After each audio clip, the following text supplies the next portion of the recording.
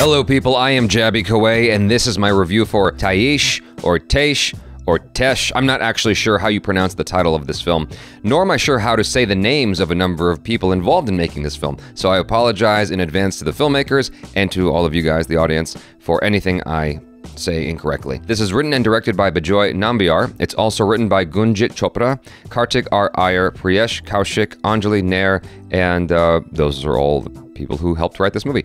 And so it's starring Jim Sarbh, Harshvardhan Rane, Pulkit Samrat, Kriti Karbanda, Sanjita Sheikh, and Melissa Raju Thomas. So there's an IMDb summary here of the film, but I thought I'd give you my little summary just to give you more ideas to play with to help you decide if you want to watch this movie. So this is a film about two families on opposite sides of the law that have a link in their history and forces them to cross paths again. And then craziness ensues. So the IMDb summary is a story of friendship and loss of innocence when two worlds clash amid a wedding when a secret exposes a betrayal and innocent friends converge with dangerous criminals and intense violence. That's also a pretty good summary. Can't say which one's better. Right off the bat, I want to say that this is a very interesting film, and I do recommend it. There are issues I have with the movie, but I still recommend it nonetheless because it's something different. And I see in the comments, audiences, this is for both India and the States. People are always asking for something different, something new, something original. And for all its shortcomings, TAISH, forgive me for saying it wrong, it is definitely original. It's definitely different. I can't quite pinpoint all the inspirations of it. One film that comes to mind is Drive. I did get this sense that there was a lot of inspiration drawn from Drive. Maybe I'm wrong about that. In terms of the style of the way it's shot, I very, very much liked it. The music, I have mixed feelings about. Half the time I was into it, the other half the time I wasn't into it, and I wish that there was just silence instead or just different music. In terms of the acting, again, like the music, I think most of the time I was into the acting, but there were moments where I just felt like it was very yelly. It was just like way bigger than it really needed to be, or I felt like it sort of took it out of the realm of realism. It got a little bit loud sometimes, and it felt a little bit melodramatic sometimes in terms of the performances. But overall, for the most part, I think the performances were dialed in pretty well. Jim Sarbh is an actor I have been following since pretty much the beginning of me watching Bollywood, because he was in one of the first Bollywood films I ever saw, which is Nirja. And I think that he's a fantastic actor. He's very, very good. Every time I watch him, I'm generally impressed. This was the first time I've watched him, and I had issues with his acting. Now, I am not a professional actor out there making movies like he is. I'm not a professional filmmaker making movies like Bejoy Nambiar, so please take my feelings with a grain of salt. But there were instances in here in which I felt Jim Sarbh's acting was pushing it a little too hard, and I wish it was dialed back. And because I've watched him so many times, I have to imagine that Bejoy Nambiar wanted that, and it was a stylistic choice on his part. So there were some artistic choices made here that I felt like, okay, that was really cool. In certain instances, and other times I just strongly disagreed with it. And I think the acting was one of those parts where Bejoy Nambiar wanted bigger. That doesn't necessarily make him a bad director. What's his name who directed The Shining? Stanley Kubrick. He told Jack Nicholson to go bigger and bigger and bigger with the acting. Jack Nicholson fought back. He's like, I feel like I'm overdoing it. And Kubrick was like, that's the interesting part though. And he wanted him to go bigger. So there are instances where a director, that's just his vision. And so I just happen to disagree with that in terms of a choice. But I think that's something that most people wouldn't necessarily notice. And it's more of me being, a nitpicky kind of guy that I would notice something like that. The thing that was most glaring to me in terms of style was the editing, because for the most part, it was fine, but then there were instances where the film was trying really hard to be stylistic, fading in and out, and just doing like weird stuff where it's not what you usually find in a movie, which, points to that, but it was trying so hard that it was drawing attention to itself and taking me out of the story. For instance, there's this moment of a whole bunch of people crowded in a particular area and the camera's backing up, and I don't know if this was like done deliberately or to just cut time down in terms of the length of this shot, but the camera's moving away from this group of people to get to this character who's standing by himself. It's fading in and out, and it almost feels like a movie trailer. I just disagree with that choice in terms of like implementation into this film. I don't like when it feels like a movie trailer within the movie. I want to see what's going on. There's a really, really important fight scene that happens in the film, and there's this stylized look to it where it feels kind of like some sort of filter was put onto the shots in post of like a kind of a zoomed in, like hazy look. And it really frustrated me because it was a fight scene I was looking forward to. And it's just like, it's obscured in this weird stuff. And the only thing I could think of to justify it, if it wasn't a deliberate stylistic choice, was it was a budgetary choice in order to hide and conceal budgetary limitations. In terms of like building up the tension in the film, I think that Bejoy Nambiar did a good job of that. Once I don't know how you'd say, the adventure kicks off. Once the adventure kicks off in the story, the tension builds up really, really well. But there's a lot of time spent in this movie developing these two families separately. And I don't know that I necessarily needed that amount of development in order for me to have empathy for the characters in this story. I think that was the point. Almost like in The Godfather. If you watch The Godfather, the first hour of each of the Godfather films is just you getting to know these people. There's no real action in the first hour. It's just getting to know all the characters that are going to be involved in this story, almost like a play. And so likewise here, you're spending a lot of time with these different characters. And once the adventure finally kicked off, I thought about it while watching the film, and I'm like, I don't know that I necessarily needed all of that in order, because I was wondering during the first hour, like, where is this movie going? I have no idea where this story is headed.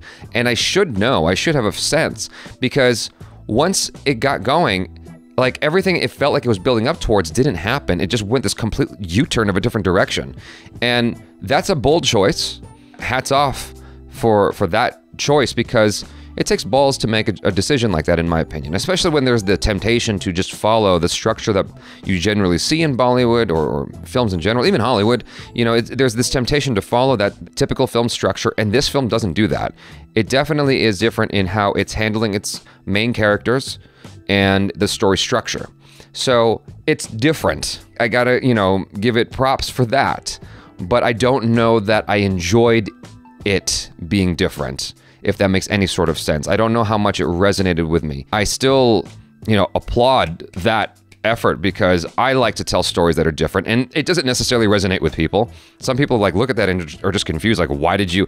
And so he's still a filmmaker after my own heart, because he is doing something different than what you generally see. That being said, again, I still recommend this. I still think it's a worthwhile film. There's interesting characters, there's interesting plot developments, there's interesting tension that arises in the film, there's interesting scene work that happens. There's just a lot of coating on top of this vehicle that bugged me, if that makes any sense. So I'll try to dive a little bit more into it right now in the spoiler section of this. Again, I recommend it. Please check it out and let me know your feelings, and then come back to this part of the review, which is the spoiler section. So what am I talking about when I say there's this long development? There's this whole thing that's developed with Paulie and his brother, and the tension between them. The film kicks off with Paulie shooting this random dude at a party, and he's holding a gun to his brother because his brother took his woman, essentially. I don't understand how exactly that happened. There must be some sort of like cultural thing that I just don't understand, or the story just never bothered to explain it, or I just missed it. But I didn't get why this woman that used to be with Paulie ended up with his brother. I get the tension from there,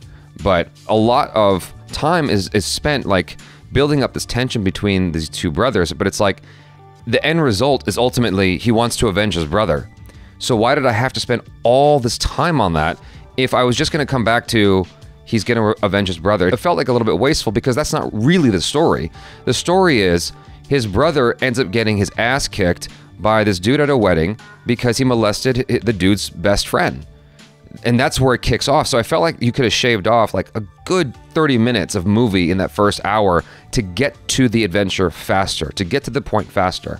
And another thing that was unique in this film that I'm of two minds about is Jim Sarbh's character, because he, for all intents and purposes, is the main character in this movie. Everybody else is supporting, right? It's him and Paulie, essentially. So Jim Sarbh is your protagonist in essence, and Paulie is the antagonist. Oh, real quick, I want to say the dude who's assisting Paulie throughout the film, I don't know his name. The actor who I'm thinking of is Sarbh Sachdeva. I don't know his character's name, but man, did he play a really good villain in this movie. In his IMDb, it says Sarbh Sachdeva is a highly respected acting coach in the Indian film industry. It makes perfect sense why he's so goddamn amazing. Sarbh Sachdeva was the most stellar performance in this movie, because I'm watching this dude, I buy him completely. Like, for him alone, it's worth the price of admission. This dude was so good in his role as this right-hand villain, and he's got this moment where after Polly's younger brother dies,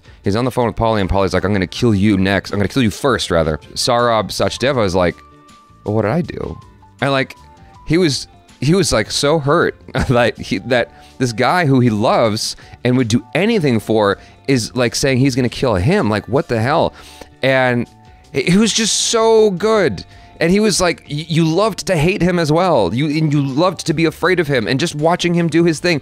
He was so damn good. I want to watch more of Sarbh Sachdeva. He is so damn good. His performance was so strong in this movie. I came away with him being my favorite character in this entire film. He felt the most realized as a person. So Jim Sarbh, he spends a lot of this movie not being an active character.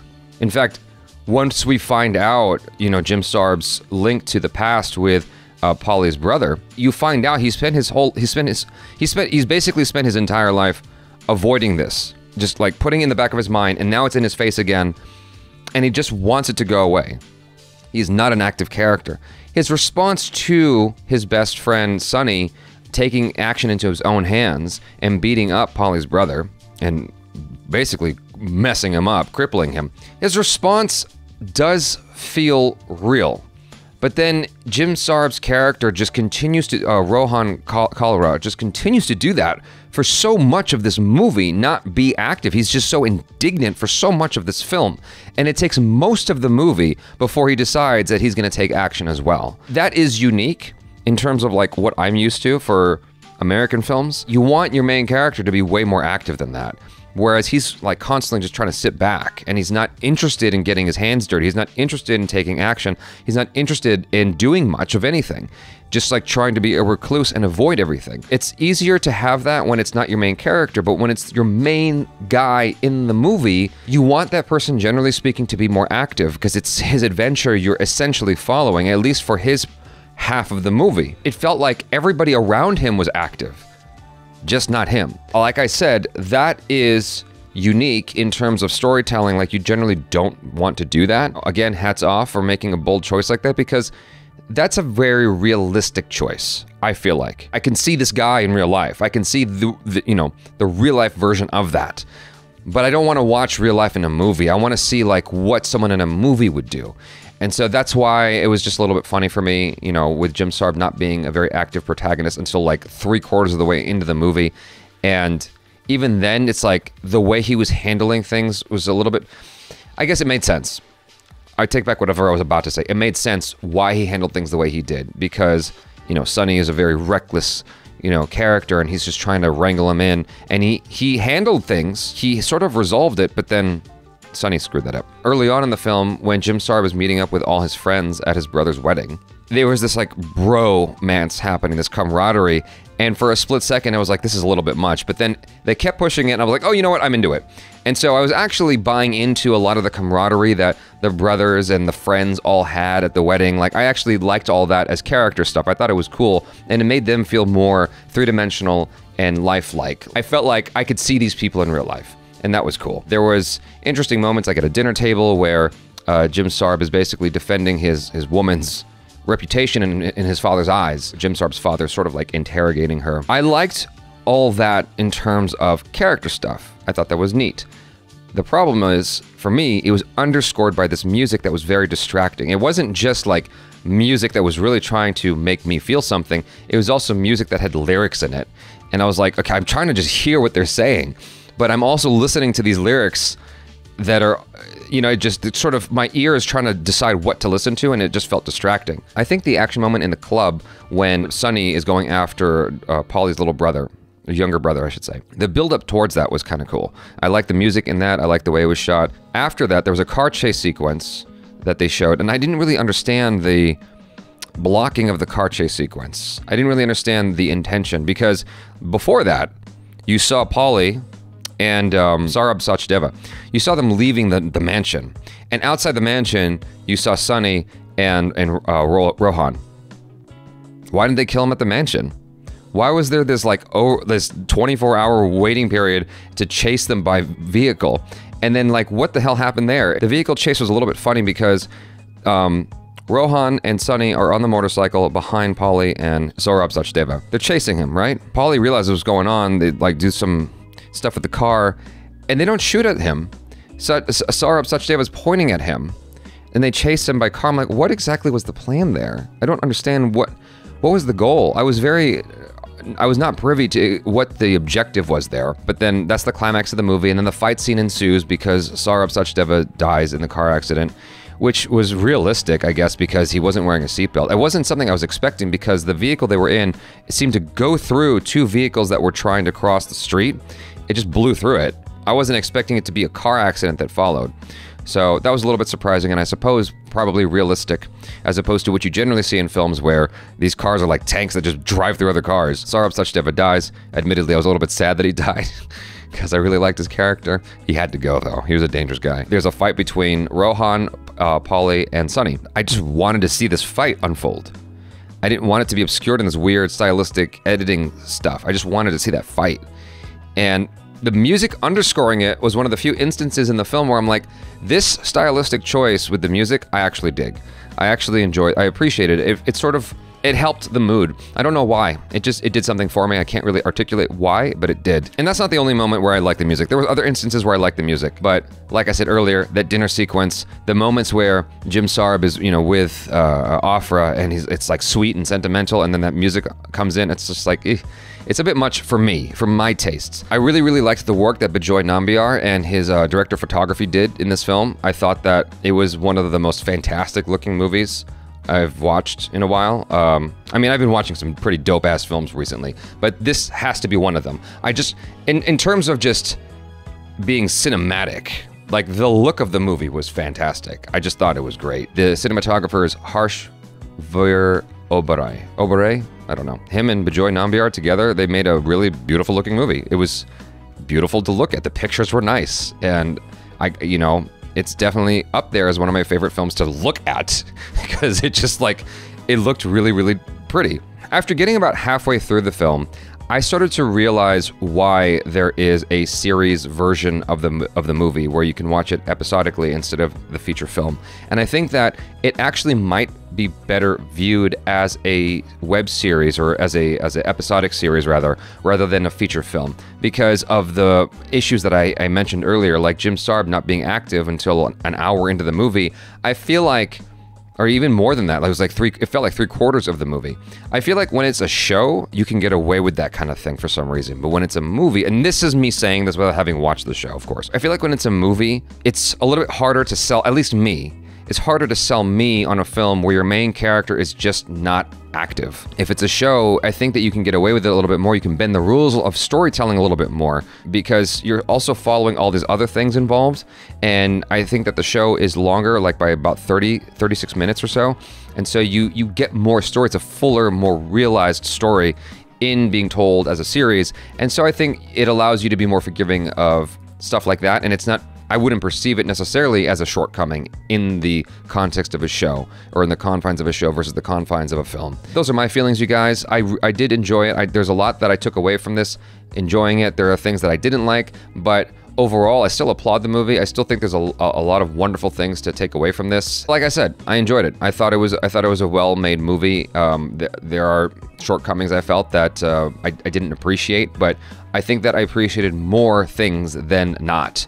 And that's why I'm still recommending it. By this point, you've watched it yourself. And I would be curious to hear from you guys in the comments who watched both the film version and the web series or the show version. Thanks so much for hanging out. Please subscribe if you haven't already. Check out our other reactions, reviews, short films, vlogs, and interviews. And a big shout out to Bejoy Nambiar for supplying me with a screener for this film and being open to me giving my honest opinion about it. I really, really appreciate that. And I look forward to seeing more of Bejoy Nambiar's movies. I think that he's a very, very talented dude. I'm not just saying that because he gave me a screener. I do think he's very, very talented, and I do look forward to watching more of his stuff. That's it for now, you guys. Thanks so much for hanging out. I'm Jaby Koay. Peace out.